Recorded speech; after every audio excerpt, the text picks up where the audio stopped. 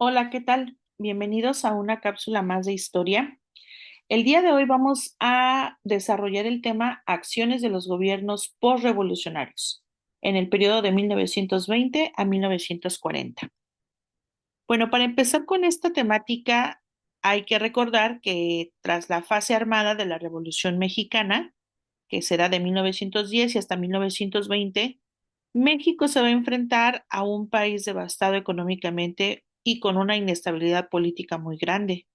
Recuerden que la desigualdad social de aquel tiempo es lo que genera esta fricción con el gobierno y bueno, está ya la Revolución Mexicana. Entonces, para 1920, los gobiernos trataban de consolidar precisamente al Estado y buscaban pacificar al país, sobre todo porque pues se querían materializar los principios de la Constitución de 1917. En este sentido, bueno, digamos que durante estas 2 décadas lo que se va a buscar pues es institucionalizar el poder político, consolidar el Estado social y también impulsar la modernización económica y empezar a definir la identidad nacional.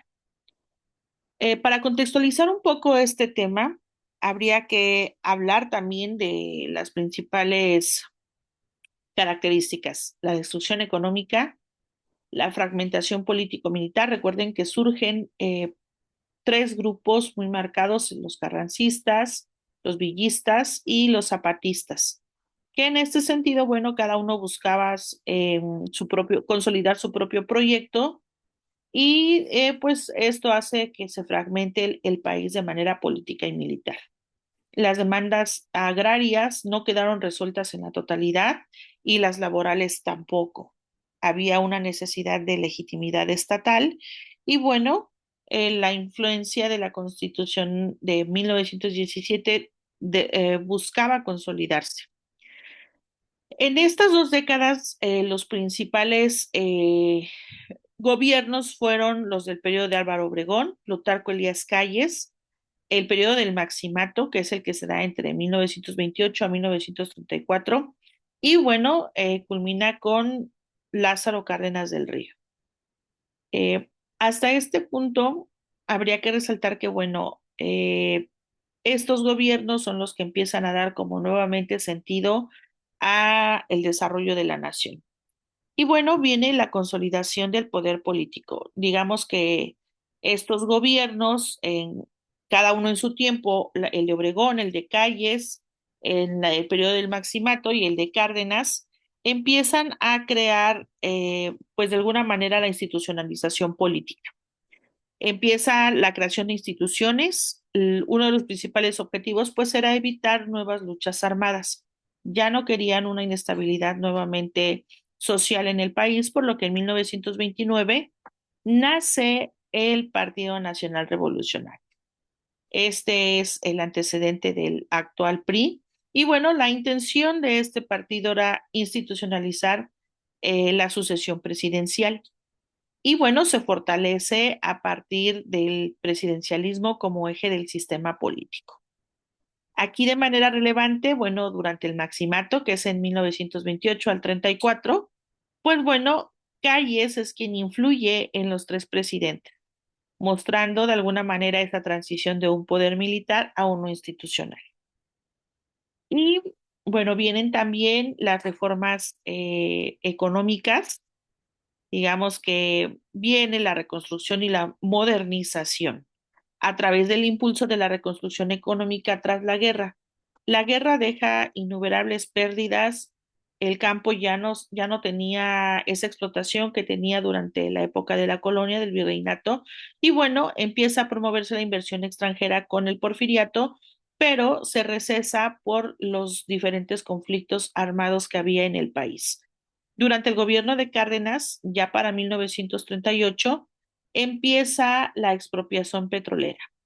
Y bueno, esto empieza a afectar a empresas extranjeras, pero fortalece la soberanía económica de nuestro país. Aquí lo que habría que resaltar es que, bueno, la creación del petróleo mexicano, que es Pemex, se consolida bajo el control estatal. Y bueno, luego vienen las reformas sociales. Aquí están consideradas la reforma a la educación y la reforma agraria.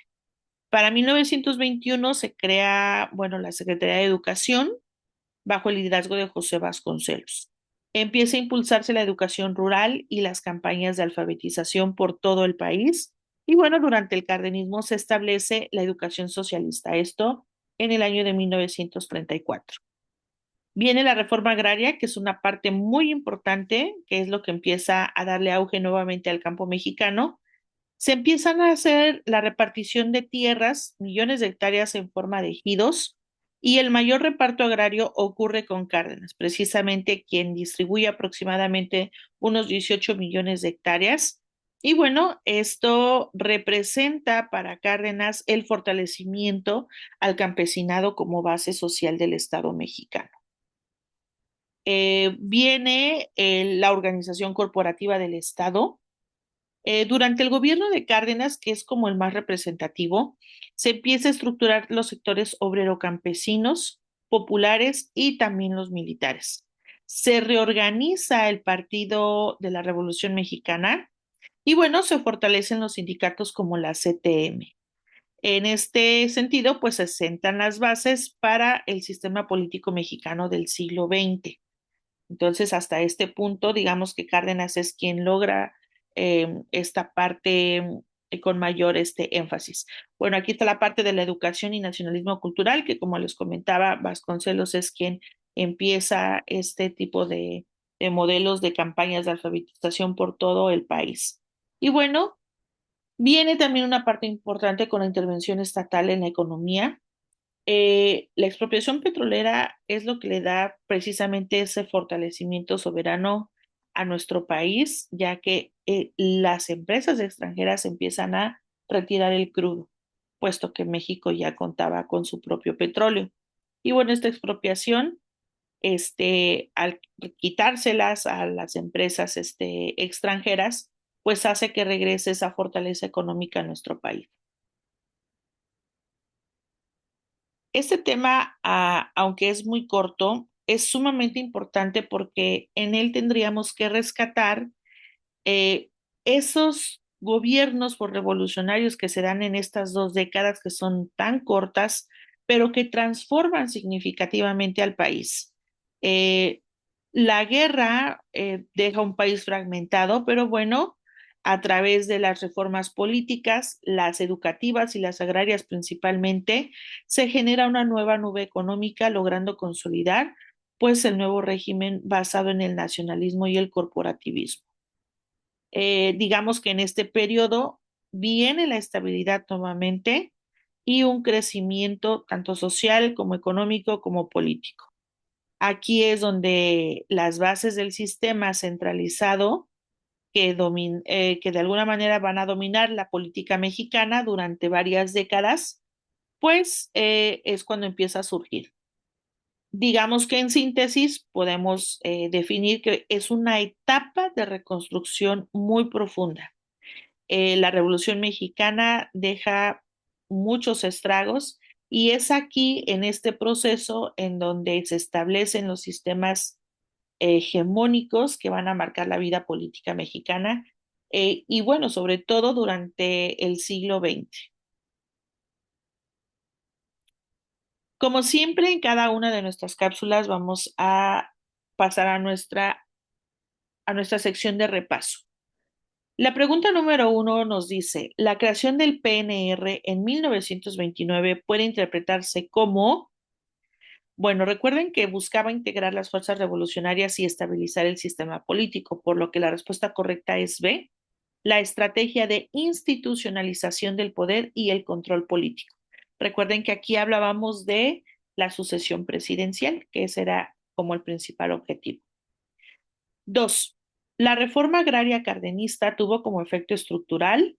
Bueno, recuerden que la política agraria se consolida a través de la repartición de casi 18 millones de hectáreas en forma de ejido y la legitimidad social del régimen. Por lo tanto, la respuesta correcta es B, fortalecimiento del ejido y base campesina del Estado.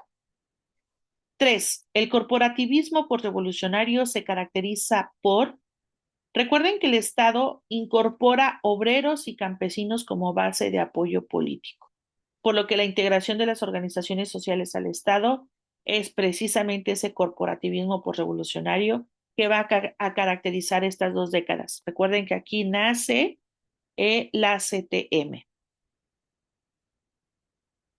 4. La expropiación petrolera de 1938 representa. Recuerden que esta medida reafirma el control estatal sobre los recursos estratégicos, por lo tanto, va a representar a ese nacionalismo económico y el fortalecimiento de la soberanía mexicana. 5. Desde una perspectiva historiográfica, el periodo postrevolucionario puede definirse como, acuérdense que lo primordial aquí es la consolidación de los derechos sociales y la estabilidad también de la parte agraria, pero con hegemonía política. Por lo tanto, la respuesta correcta es B, consolidación del Estado social con sistema político hegemónico.